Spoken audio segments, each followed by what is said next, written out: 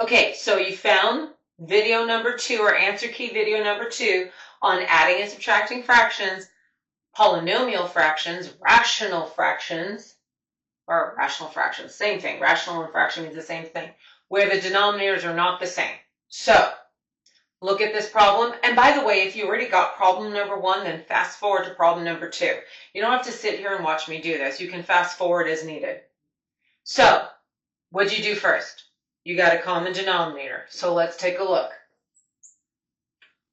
So the first denominator is just x.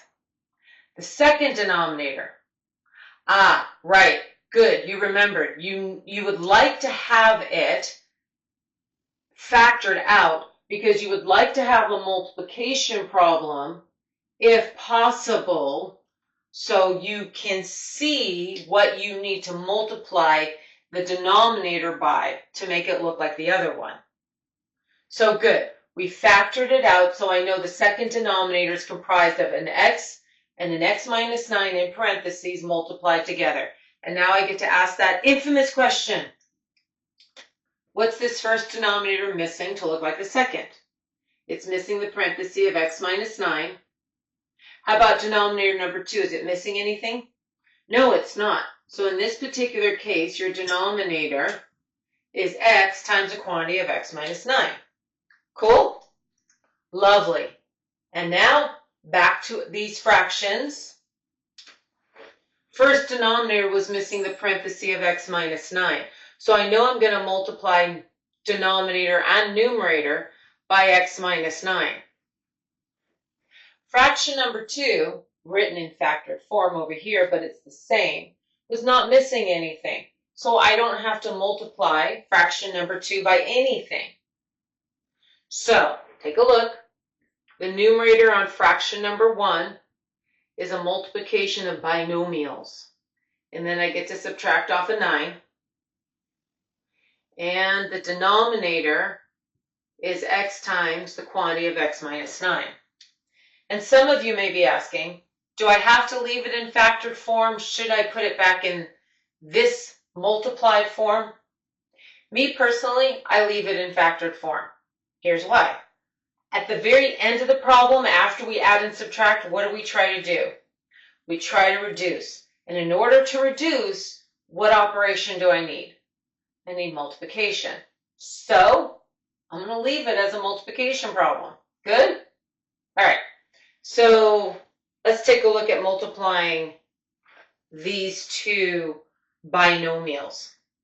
So, what do we get? We get 3x squared, and then we get what? Minus 27x, and then minus x, and then plus 9, and then you're minusing that 9. Ooh, well, we can all see what's happening here. Okay, keep simplifying. So you have 3x squared, what is that, minus 28x over x times x minus 9, because these 9's drop out, right? Lovely. Can I subtract the 3x squared and the 28x? No, so now we're going to try to reduce. Very good. So in order to reduce, what operation do you need? Multiplication. Gratefully, the denominator is already factored. That's why I leave it in factored format. Now, what about that numerator? Good. You're like, let's take an x out. I agree. Tell me what remains. 3x minus 28. Excellent. Now, can I cancel? You're right. I can cancel the x's that are on the outside, right? Okay. So we have 3x minus 28 over x minus 9. Any more reducing? Nope. Then this is your final answer. Cool? Great. Problem number 2 coming your way. And like I said, if you got problem number 2, then fast forward to 3. But in the meantime, I'm going to work on 2. See you soon. Okay, problem number 2. How'd you do with it? You did? Great. Fast forward to number 3. Oh, but you want to see me do it. Okay, gotcha. So, we're subtracting.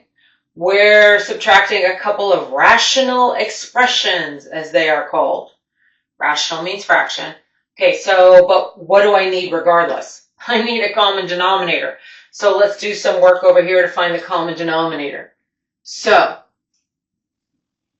if possible, I always want to factor my denominators so I can see them in their multiplied form, because then I can ask myself, what's the first one missing to look like the second? What's the second missing to look like the first? And then I multiply by what's missing. Good? Okay, so the first denominator factors, and hopefully you got the same thing I did, right? The second denominator factors to, by the way, if you didn't factor these, I hope you had paused the video before you saw me factor them. That would have been good. All right, so what's the first denominator missing to look like the second one? It's missing that parenthesis of x plus 1, so I'm going to multiply by x plus 1. What's the second denominator missing to look like the first one? It's missing the parenthesis of x plus 2, so I am going to multiply it by x plus 2, which tells me what I have to do to each of these fractions. So the first denominator was missing x plus 1, so I'm going to multiply numerator and denominator by x plus 1. The second denominator was missing the x plus 2. So I am going to multiply numerator and denominator by x plus 2. Cool? All right, let's see what this looks like.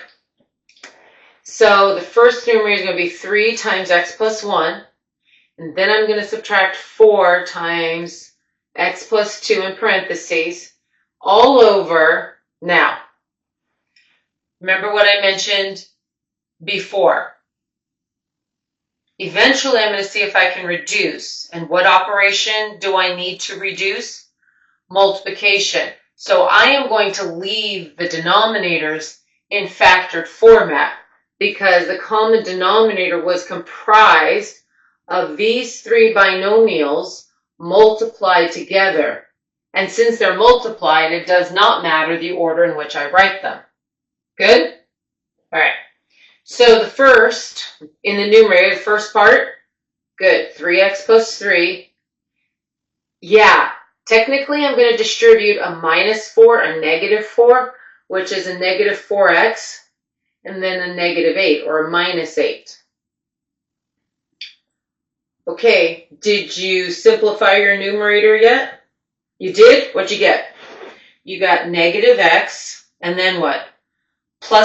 Minus 5? Okay, got it. Over this common denominator. Can you subtract the numerator anymore? No, you can't. So now what are we going to do? We're going to see if we can reduce. Okay, so we get into reduce mode. So what do you need in order to reduce? Multiplication. Gratefully, the denominator is already a multiplication problem. And what about the numerator? Like, there's nothing to factor out. Yes, there is. There's no numbers. You're right. There's no numbers. There's no variables. However, do you notice the first term has a negative in front of it, which means there is a number. What's that number in front of the x? A negative 1. That means I'm actually factoring out a negative 1. You're like, what happens if the second one wasn't negative? That would have been fine. But since the first term is negative, the first term tells me to factor out a negative if the first term is negative. Something to write down in case you were not aware of that. If the first term is negative, I'm factoring out a negative. And oh, look at this. The x plus 5s drop out, which leaves me a negative 1 in the numerator, and in the denominator, the quantity of x plus 2 times the quantity of x plus 1. Very good. Cool? All right. Stay tuned for problem number 3. Okay, how'd you do with problem 3? Let's check it out. Let's work it through together then. So, we are subtracting fractions, and denominators are not the same, so we need them the same. And so here's the deal. There's a lot going on in this problem. There is definitely a couple of different ways you can handle each part of this problem. So we're just going to take it one step at a time and work with it. Got it? Okay. So let's look at our denominators first, because I do need a common denominator. So my first denominator is 1 minus x. My second denominator is x squared plus x minus 2. Now, we want to, if possible, factor, so we have a multiplication problem, so we can see the components of the denominator. Well, this one's not in descending order, and if I put it in descending order, this is what I get. Now, remember what I mentioned. If the first term is negative, you're factoring out a negative, and so I actually have a negative 1 times x minus 1 as my first denominator. Good? Denominator number 2, first term is not negative. I don't have to factor out a negative. So I am just going to factor like I normally would. And this is what I get. Cool? All right. And now, my first denominator and my second denominator. And I'm going to ask myself, what's the first one missing to look like the second? It's missing the parenthesis of x plus 2. And the second one is technically missing a negative 1, isn't it? Okay. So that means over here, I get to multiply the first fraction, numerator and denominator, by x plus 2. And in the second fraction, I multiply the numerator and denominator by a negative 1. So let's see what this looks like. First numerator is going to be 2x minus 1 in parentheses times a quantity of x plus 2. And then I'm going to subtract negative 1 times x squared minus 2, a negative x squared minus 2x. Got it? Yeah, there's a lot going on here, so remember, you're subtracting. We're going to multiply this numerator, negative x squared minus 2x, by a negative 1. And the whole thing will be over the common denominator of negative 1 times x minus 1 times x plus 2, both in parentheses. Good? Okay. Let's distribute. So we get 2x squared plus 4x minus 1x minus 2. Do we agree? Okay. Here I'm minusing, but the first thing I have right next to this minus is a negative 1, which actually means this is going to be an addition problem, isn't it? And I am adding negative x squared minus 2x. And you're like, the parentheses went away. Because now this parenthesis is following an addition sign, and addition signs are not going to change what follows it.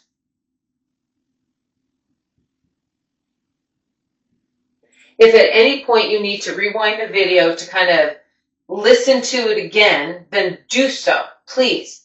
Because of the way this first denominator is written, it throws an extra negative 1 in the mix, which means you have to be extra cautious on how you handle this problem. Got it?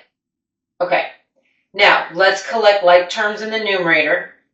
So we have a 2x squared and a negative x squared, which leaves me just a positive 1x squared. And I'm just going to kind of cancel these away so my brain doesn't look at them again.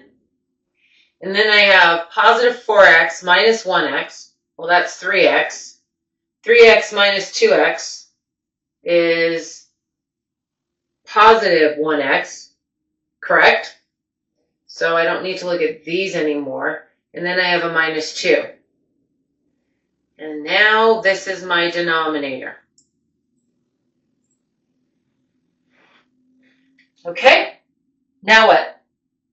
Right, you cannot add or subtract the numerator. So now we go into reduce mode. And good, I heard you. Factor the numerator. So let's see what I get when I factor the numerator. I get Did you get the same thing? And then the denominator is, oh, isn't this nice? Check this out. X minus 1's cancel, x plus 2's cancel. You're left with 1 over negative 1, which is just negative 1. Isn't that a lovely answer? All this work, and it reduces down to a negative 1. You know what? I can handle that. I'm good with that. I'm loving it. Good? Okay. Problem number 4. Coming your way. Okay, how'd you do with problem 4? You got it? Great. Fast forward to problem 5 then. In the meantime, those of you who want to see me work it out, let's work it out together. So what'd you do first? Common denominator. So the first one, factors, okay? Tell me what you got it factored to, and if you didn't factor it, then pause the video and go factor it. All right. You must have started the video again because I'm talking. So we have, and it looks like, yes? Good. The second denominator, I'm just going to write it here. Well, this one was nice. It was a difference of squares. Okay. So the first one is missing an m plus 2. The second one is missing an m plus 4, which means I know the first fraction, numerator and denominator, get multiplied by m plus 2. And the second denominator gets multiplied by m plus 4, and so does its numerator. Remember, you change the numerator, or you change the denominator, you change the numerator. Good? Okay, so let's see what this looks like. So the first numerator, we're going to have to multiply the quantity of m plus 3 times the quantity of m plus 2, and then we're subtracting the quantity of m plus 2 times the quantity of m plus 4. And this is all going to be over these 3 binomials multiplied together. And again, it doesn't matter the order in which you write them because you're multiplying them, so it doesn't make a difference. Okay, so the first one, first multiplication, what do we get? M squared plus 2m plus 3m plus 6. Great. Minus, what should I write after the minus sign? Very good, parentheses, because there's going to be more than one term here after I distribute. And all of these terms are going to have to get the minus sign. So, m squared plus 4m plus 2m plus 8. And no, I don't recommend doing 2 steps in one, okay? All right, I'm going to hold off on writing the denominator just a moment because let's get this numerator simplified. Good? Okay, so we have m squared plus 5m plus 6 minus what? In parentheses, m squared plus 6m plus 8. We have to distribute the minus sign. Very good. So the first 3 terms are the same. The second 3 are all changing signs. So it looks like we have, the m squareds drop, don't they? Looks like we have a negative m. And then, what is that, minus 2? Over our denominator.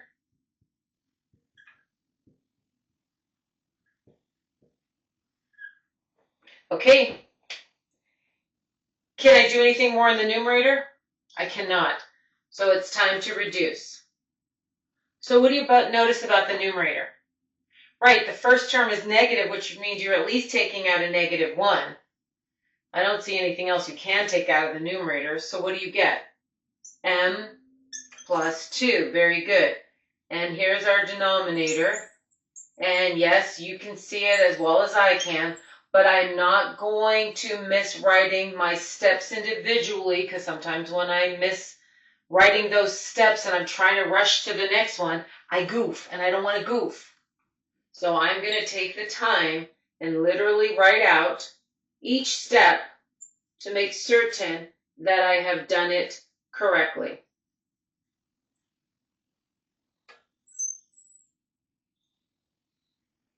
So there is my solution. Not my solution, but my simplified answer to these two fractions being subtracted. Good? If you need to see this one again, rewind it, right? That's also the advantage of having a video. Rewind it, go back to the part that you're like, I want to see that part again. And the other advantage is if you got this problem, you fast forwarded to number 5. Speaking of which, number 5, coming your way. Okay, last problem. Did you get it? Cool, then fast forward, you're done. But in the meantime, I'm going to work it out. So if you want to stay and watch, be my guest. Okay, I already know I need a common denominator. The first denominator, nothing to do with it, just n plus 3. The second denominator, what'd you factor it to since you're sitting here watching it? Okay, I heard n plus 3 times n minus 2 in parentheses. Good, I'm agreeing with you. And then this first denominator needs an n minus 2. Second denominator doesn't need anything. Very good. So we're going to multiply the first fraction by n minus 2 in the numerator and denominator. This second fraction, we said, wasn't missing anything, so we're going to have n plus 1 in quantity times the quantity of n minus 2 plus 7 minus 2n squared. Now, why did I not put parentheses around the 7 minus 2n squared? Because it was following an addition sign. An addition is not going to change anything that follows it, so I left it alone. But if you're like, well, can I put it just for my own self? Be my guest. Put it, the parentheses, if that helps you visually, and then inevitably on your next line, you're going to get rid of it anyway. Good? Okay. So distribute, what'd you get? You got n squared minus 2n plus n minus 2 plus that 7 minus 2n squared. All over this lovely common denominator. You simplified the numerator, I'm assuming. Good, what'd you get? A negative n squared, takes care of those guys. And then what? Minus n and plus 5 over n plus 3 in parentheses times n minus 2 in parentheses. Gotcha. Can I add anything or subtract anything in the numerator? No, so you're going into reduce mode. Got it. So talk to me about the numerator. Right, first term has a negative in front, which means take out a negative 1. Got it. So n squared plus n minus 5 all over this lovely denominator. And what about that numerator? Can it factor any further? Because it is a squared, right? It is a second degree polynomial. Can it factor? No, it cannot. The only thing that multiplies to 5 is 5 and 1, and that ain't going to give you a 1 in the middle. So, final answer. Good? Remember, does your instructor want this or does your instructor want that? You ask them. In the meantime, have fun, guys. Catch you on the flip side.